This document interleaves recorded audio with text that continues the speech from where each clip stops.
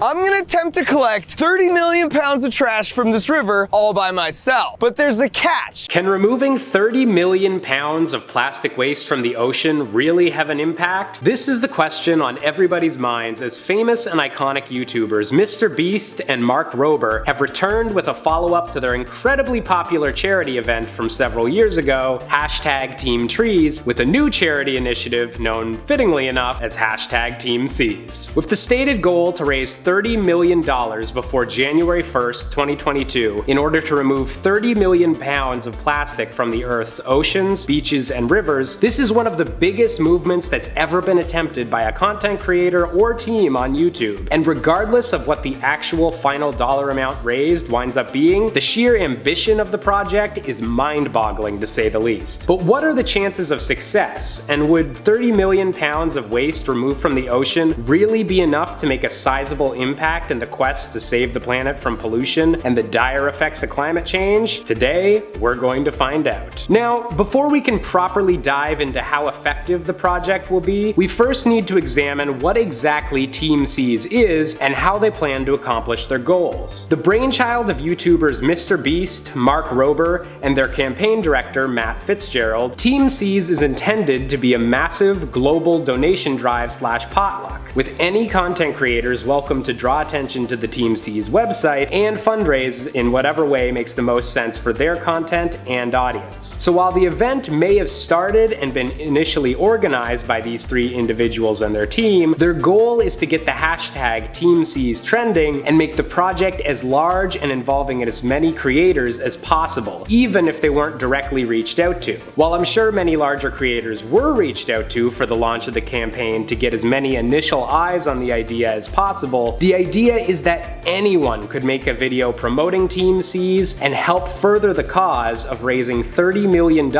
in the last 2 months of 2021. And honestly, this seems like a goal that teamseas will both achieve and surpass, with their previous teamtrees project having a goal of $20 million and easily managing to hit a full $23 million. When it comes to how this money will be spent, all money raised on the official teamseas website will be split 50-50 between Ocean Conservancy, a US charity group primarily focused on organizing volunteer cleaning of beaches, and the Ocean Cleanup, a group more focused on rivers and intercepting pollution before it can make its way into the ocean proper. Both of these charity groups are luckily reputable ones, as Ocean Conservancy is rated 4 stars or 94 out of 100 by Charity Navigator, and the Ocean Cleanup being rated gold for a US-based charity. With these two charities, teamseas is taking a three-pronged approach to actually attempting to clean plastic out of the world's oceans, focusing on beaches, rivers, and the open ocean itself. For the beaches and rivers, Team C is using its money to directly expand operations that these two charities already have running, such as the interceptor technology used by the Ocean Cleanup Group to prevent pollution from even reaching the ocean, and allowing more of this technology to be used in hotspot rivers that cause an exponential amount of the world's pollution transfer. And in addition to expanding the beach cleaning efforts that Ocean Conservancy already stages, Team C claims that more funds will allow for volunteer beach cleanings with their own branding, allowing both creators and viewers to physically get their hands dirty and help deal with the growing problem of plastic pollution on our beaches, coastlines, and sand dunes all across the world.